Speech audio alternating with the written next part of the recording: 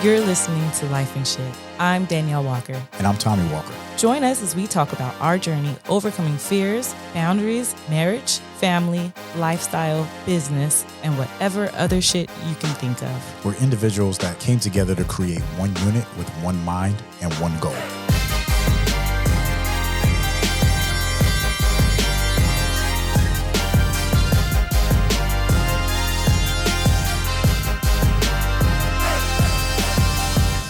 Hey, baby. Happy New Year. Happy New Year. It's 2023.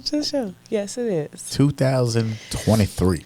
Wow. That's crazy. That is crazy. I remember 1980s, and I would have never thought 2023 would be like this. Didn't even have any inclination. I said before, where's our flying cars at? You still worry about the future. Yeah, well, I mean, no, I'm worried about right now. It should have been, this is what should be happening now, not in the future. We barely got electric cars. That's what I was told in the past. Like, now this is the future of that past. So I'm not worried about the future. I'm worried about what they're working on now and will they fly. And you're right, electric cars, they go so fast, it's just like they fly. Well, if you believe in Elon, then flying cars are going to come. He's the one. He's the chosen one. Elon is the chosen one. He's going to have a flying train too, huh? Yeah, he's the chosen one. I got a question for you. I don't even think I like your question. We were trying to figure out what the question is. For those that know, we always do the intro. We always got to start with an impactful question. Yes, impactful. Yes, what's your impactful question? Okay. With that being said, maybe it's not so impactful. Exactly. But it does have to make you guess. It does have to make you be like, wait, what? It's got to be a question that you say, oh, shit, I want to hear this. Is this true? Is this not? Now, it can't just be like what is this? Blah, blah. It's got to be like, oh, what is this? Right? But this question, this question will make you say, I don't give a shit. No, maybe I think it'll make you say, let me look and listen a little bit more. But anywho, do rich people have do rich people have comfort food, or is comfort food only like one of those things that people middle class and below have? Since I'm rich, yes, I do have comfort food. What's your comfort food? We were just telling MT, our producer, little chicken. Now it ain't regular fried chicken; it has to be air fried chicken, right? Oh, okay. That's your comfort food? Yeah. Like that, like brings you back, like makes you all nostalgia. Yeah, makes you think about home. I wouldn't fried call chicken, it nostalgia, like stuff that you that's comfort food though, right? Chicken, yeah, so fried chicken. But now different, so that's okay. Yeah, but that's what gives you comfort, right? A little healthier fried chicken. Okay, some macaroni you feel and the cheese. same way. But that's the thing. Like I don't eat comfort food no more because it's unhealthy. It's not always unhealthy. It's not like a desire for comfort food. You keep on saying that, but it's there. Okay, granted, there is a lot of unhealthy. 90% of the comfort food that I have on my list right now is unhealthy. Like even down to the green bean casserole, which I don't know anybody that eats it. But well, I know a lot of people. It is a total thing. And if you go to the grocery store at any holiday, there is a display, and it has all the makings for green beans casserole except for the green beans. Name 3 people you know that eat green bean casserole. I can't tell you like their names that like, but I bona fidely worked with people who said I'm gonna go home and make my green bean casserole. All right. No, they're not people that I Nobody in your circle. No, now have I ever tried this? No. Now even is it good? I'm not sure because from what I know, it consists of green beans, cream mushrooms, and I don't know. Sometimes people cook crackers on top of it, or I don't know. I know. So it's a comfort food, but it is a vegetable. Rich people, comfort food, maybe caviar. That's like maybe they take it. It's anything that makes you like kick your toes and be like, So all right, so this is good. So you said comfort food is that stuff to make you think about being back home, right? Yeah. It's like the things your mom made. Yeah, so that means when you was 7 years old, growing up, if you're rich, your mother was making caviar. If you're rich, see that and artichokes and what else?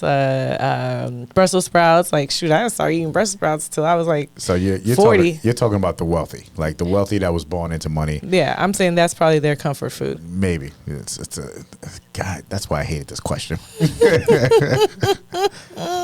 We gonna make sure that the people know I fucking hated this question.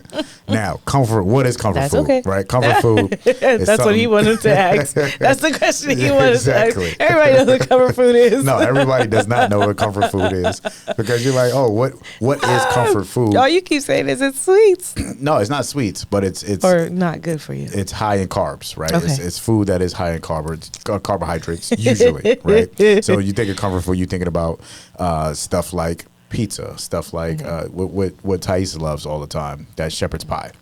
Okay, that's not bad for you though. It is terrible. No, not really terrible. If you think about the caloric, how much calories and all that stuff, that's all comfort food is terrible. So you're saying are all comfort foods cheap?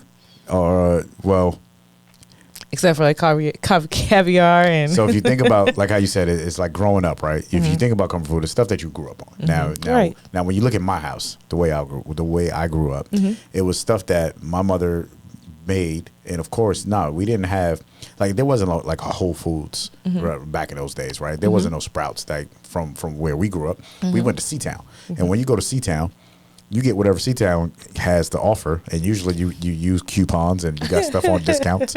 And it wasn't like my mother was in there chefing, so she made macaroni and cheese, some corn, some chicken, and that was like, so for a long time that was my comfort food. Does that bring you back to it? That brings me back. So that makes sense. But another thing, eat that stuff now. Yeah, but not corn, but chicken or macaroni and cheese. Oh, true. Well, homemade macaroni and cheese a little bit, just not as much as we used to. That used to be like an every single day thing, right?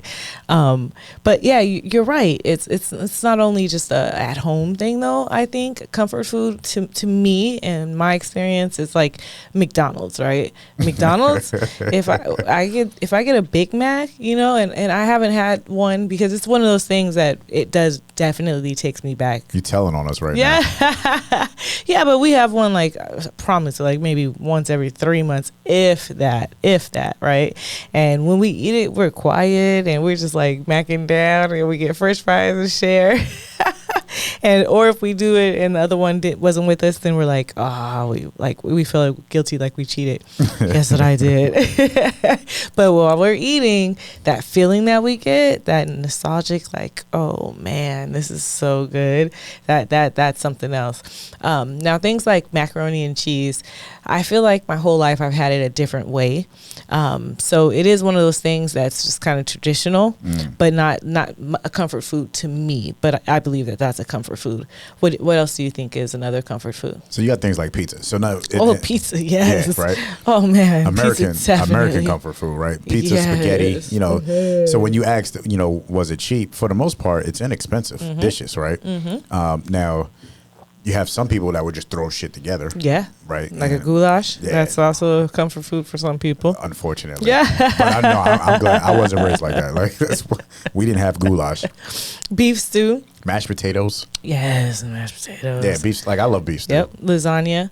A lot of these things are things that we make as it's a big dish and it's something for big families.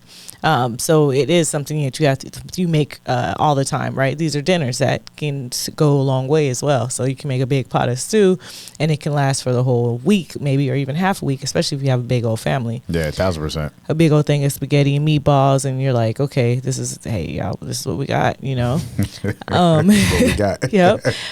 Comfort food is it's one of those foods that produces this pleasant emotional state, right?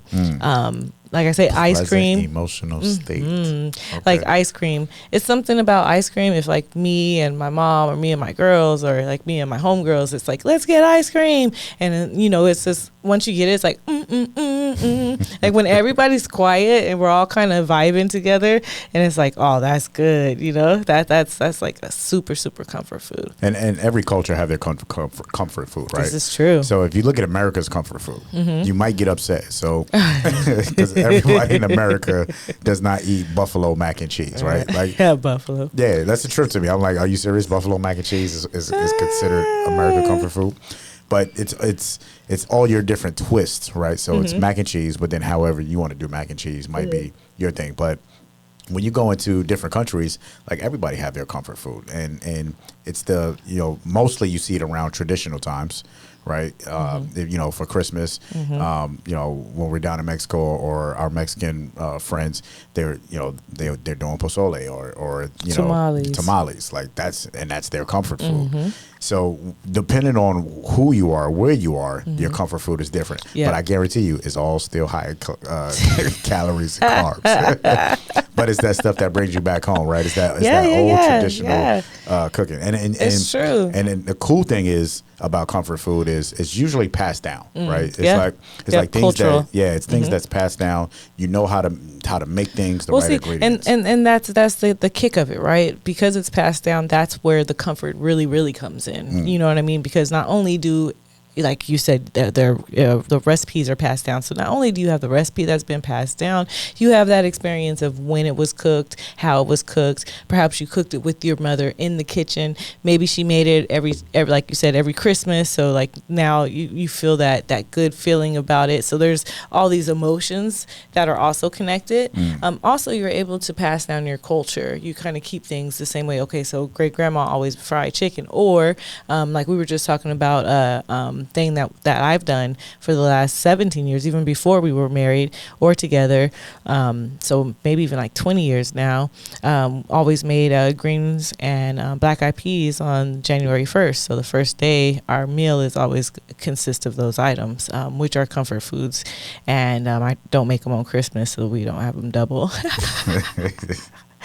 But it's something that we do, and it's something that I've done for a long, long time. But just it's something I know my kids will be like, oh man, every year they'll think of. And I have friends also who now take that and they do it themselves as well. That tradition. That's and that's pretty dope to be able to pass on something like that, right? This is like the culture. The crazy thing is when you say, oh, my comfort food is this. Yeah, that might be your comfort food that you might be familiar with from making it, but you also have comfort food from other cultures so like when we talked about this, and I was like, all right, well, what do I like? And I went through all the different cultures, and specifically like Japanese culture, like all their comfort foods. I'm like, shit, I love all of that stuff. You know what I mean? If you think about Spain, like everything on their I love all that stuff. Pancakes. That's not an American thing, but that's I love all that stuff. Yeah, but pancakes have been around for quite a while. Shoot. When the pandemic hit, that's when people got those, what is like the pandemic 15 or something they call it. 15 pounds? Yeah. That was for food and alcohol. And mostly comfort food. People, they shout down on comfort food because it made them feel better. Also, eating sweet and starchy foods helps the body make serotonin, right, which makes us feel calmer.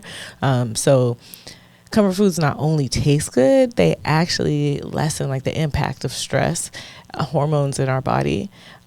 So that's another thing. That's that that I was talking about. It just it just puts you in that real pleasant, like emotional state. They're not necessarily always junk food either, like I said, but they usually are, which is so true. However, they can be healthy. It just depends.